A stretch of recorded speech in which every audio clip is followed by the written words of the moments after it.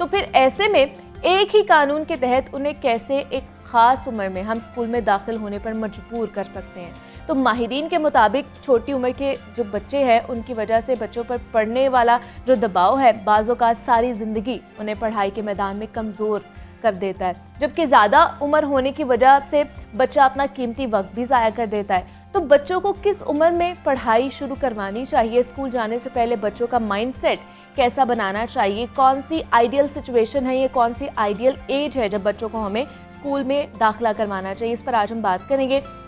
हमारे साथ इस वक्त मौजूद है मिसेस अर्जुमन नुमान है, होम स्कूलिंग एक्सपर्ट और एजुकेशनिस्ट हैं, और उनके साथ हमें ज्वाइन किया है मरीम अमजद हैं, चाइल्ड साइकोलॉजिस्ट हैं। मिसेस अर्जुमन, आपको भी खुश आमदीद कहती हूँ जागो लाहौर में। मरीम, आपको भी खुश आमदीद कहती हूँ जागो लाहौर में। मिसेस अर्जुमन, आपसे ही स्टार्ट कर लेते हैं। आप एजुकेशनिस्ट हैं और मुझे बताइए कि यहाँ पर ना बहुत पुरानी ये बहस है कि स्कूल में किस टाइम या किस उम्र में बच्चे को दाखिला करवाना चाहिए। कुछ लोग कहते हैं कि 7 साल की उम्र में बच्चे को स्कूल में दाखिला करवाना चाहिए, कुछ लोग कहते हैं कि 3 साल की उम्र में बच्चों को करवाना चाहिए, उम्र में दाखिला कराना चाहिए। आपके नज़दीक कौन सी उम्र ज़्यादा बेहतर है?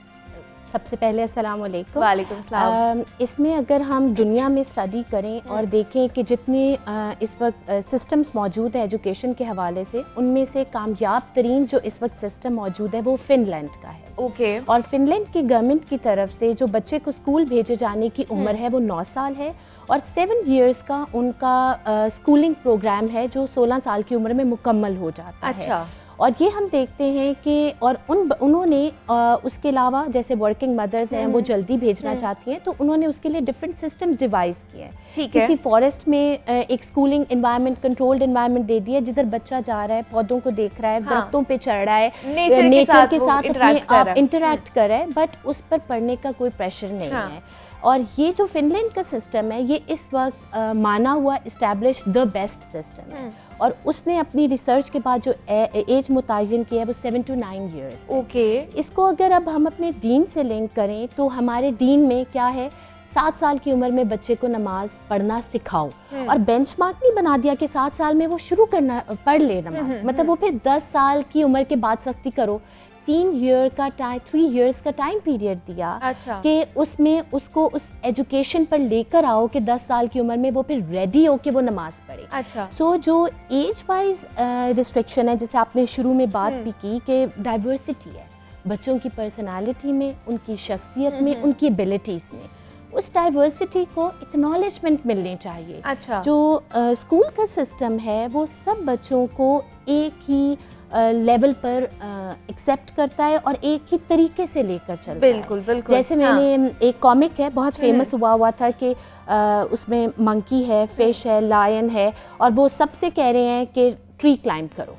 अब एक मंकी तो ट्री क्लाइंब कर सकता है, a fish can't do that. बिल्कुल। तो इस डिफरेंशिएशन का हमारे प्रेजेंट करिकुलम में कोई है ही नहीं, कोई अपॉर्चुनिटी नहीं है बच्चों के लिए कि वो अपनी एबिलिटीज़ के मुताबिक जिस चीज़ में वो कंफर्टेबल है उसमें वो कर सके। उनको एक ही तरीके, एक ही लेवल पर पढ़ाया जा रहा है और सारे बच्चों को एक ही जैसा पढ़ाया जा रहा है। मरी, मैं आपसे बात करना चाहूँगी, आज आप चाइल्ड साइकोलॉजिस्ट हैं, तो मुझे बताइए कि बच्चों का माइंड कब डेवलप होना शुरू हो जाता है कि जब हम उनके ऊपर पढ़ाई का बोझ डालें या उनको पढ़ाई की तरफ, जैसे मिसेस अर्जुमन में बात की है कि हम बाहर के ममालिक में देखते हैं तो वो बच्चों को इनकरेज करते हैं पढ़ने की तरफ, उनको सिर्फ वो अगर स्कूल जाते भी हैं तो उनको खेल कूद की तरफ लेकर जाते हैं, उन्हें नेचर से इंटरेक्ट कराते हैं कि उनको पता चले कि नेचर क्या है, बाद में जाके पढ़ाई का बोझ डालते हैं। तो कौन सी उम्र पर हमें उन पर पढ़ाई का बोझ डालना चाहिए? अस्सलाम वालेकुम। पहले तो बहुत ही इंटरेस्टिंग टॉपिक है, कभी इसके ऊपर फॉर्मली कभी इस तरह से डिस्कशन हुई नहीं। जो अगर आप as a clinical psychologist, as a child psychologist अगर हम बात करते हैं तो प्रोफेशनली स्पीकिंग हर शख्स दूसरे से मुख्तलिफ होता है। बिल्कुल। और अगर आप इसमें माइंड की बात करें, माइंड डेवलपमेंट, तो वो तो जैसे ही बच्चा दुनिया में आता है वो रो कर किस चीज़ को एक्सप्रेस कर रहा होता है, वो सेपरेशन एंग्जाइटी को एक्सप्रेस कर रहा होता है जो उसकी माँ से उसको होती है। अच्छा। फिर ग्रेजुअली वो चीज़ें सीखता है और सबसे पहले उसको अपनी माँ की ही पहचान होती है। तो ये भी लर्निंग में ही आ रहा है, और लर्निंग एबिलिटी हर बच्चे की दूसरे से मुख्तलिफ होगी। इवन 4 बहन भाई हैं तो उनकी आपस में मुख्तलिफ होगी। तो आप सोचेंगे अगर एक क्लास में 10, 12, 20 बच्चे हैं तो वो हर एक बच्चा दूसरे से मुख्तलिफ होगा। हाँ, ये ज़रूर है कि स्कूल में आकर आप कैटेगराइज कर देते हैं कि कौन एवरेज है, बिलो एवरेज है, और उसका मयार क्या है, मार्क्स, और जिस तरह से वो उस चीज़ को, उस सिलेबस को पिक करे, परफॉर्म कर रहे हैं। बिल्कुल। हमारे यहाँ पर एक्चुअली मल्टीपल स्टैंडर्ड्स हैं। अच्छा। हम ये हमारे यहाँ ये चीज़ें स्कूल्स में ख़ास तौर पर फॉर्मल लर्निंग में कभी भी ये चीज़ फोकस नहीं की जाती कि हम लर्निंग एबिलिटी के अकॉर्डिंगली बच्चों को डिवाइड करें और उनको उस तरह से अटेंशन दें। अच्छा। अब एक बिलो एवरेज बच्चा भी जो है, जो कि सही तरीके से या स्लो लर्न कर रहा है, उसको भी आप एक ही क्लास में रखते हैं। हाँ। एक गिफ्टेड है, हाई आईक्यू का बच्चा है, उसको भी रखते हैं। दोनों की रिक्वायरमेंट्स और दोनों की नीड डिफरेंट है। तो हमारे यहाँ पर एज तो आप जो मर्जी कह लें, 3 साल का बच्चा भी स्कूल जा रहा है, और 7 साल का बच्चा भी स्कूल जा रहा है। उसके अंदर भी मल्टीपल फैक्टर्स हैं। फॉर एग्जांपल एक वर्किंग मदर है, उसके पास सपोर्ट नहीं है कि वो घर में उसको कोई नानी दादी या इस तरह का सिस्टम जो है हमारे यहाँ बड़ा सक्सेसफुल भी है। जिनके पास ये फैसिलिटी है वो घर पे छोड़ते हैं, और उसमें बहुत सी इनफॉर्मल लर्निंग भी होती है बच्चों की, बहुत अच्छी चीज़ें भी सीखते हैं, कुछ बुरी चीज़ें भी सीखते हैं, क्योंकि ऑब्वियसली माहौल में आप हर चीज़ कंट्रोल नहीं कर सकते। फिर हमारे यहाँ सपोर्ट सिस्टम वर्किंग एनवायरनमेंट में भी नहीं है। 90% से ज़्यादा जो इदारे हैं जहाँ पे औरतें काम कर रही हैं, वहाँ पर कोई डे केयर नहीं है। तो फिर उनके लिए सबसे शॉर्टकट मेथड क्या होता है कि बच्चे को स्कूल में दाखिल करा दें। अब उसमें किंडरगार्टन भी है, उसके अंदर फॉर्मल लर्निंग भी है, लेकिन सबसे ज़्यादा फोकस होता है syllabus.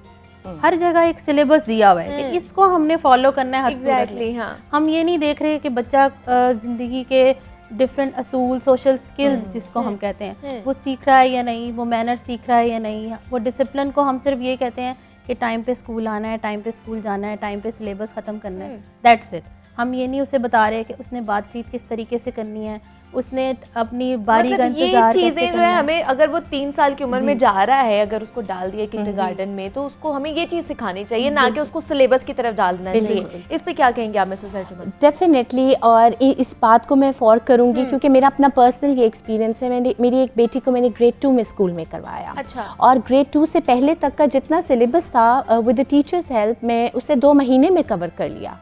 Starting from ABC to writing sentences and short essays. तो ये यानी कि इतनी अपहिल टास्क नहीं है जो बच्चे के लिए बना दी गई है। मतलब एक 2 साल का बच्चा, 3 साल का बच्चा स्कूल जा रहा है तो उसका काम हो रहा है एस फॉर्मेशन पे, ठीक है, बजाय इसके कि वो एक्सप्लोर करे, या उसके वो क्वेश्चनिंग कितने करते हैं ना बच्चे, तो उसको वो एक्सप्लोरेशन उसकी ख़त्म हो जाती है, वो इंक्विजिटिव माइंड उसका नहीं रहता, क्योंकि उसको उसकी स्केल्स और उसको फोकस करती है कि तुमने एस को ऐसे बनाना है, स्वाद की शक्ल ऐसे बनानी है।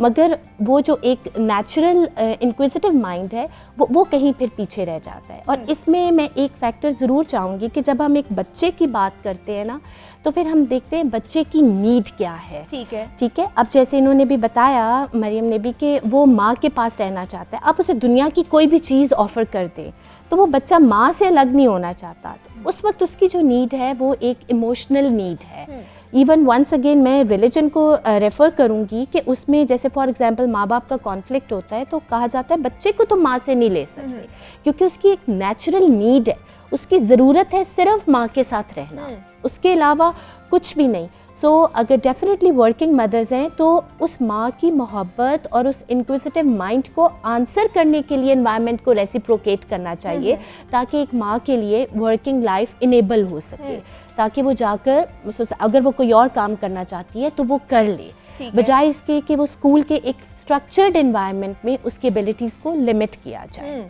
बिल्कुल ऐसे ही है।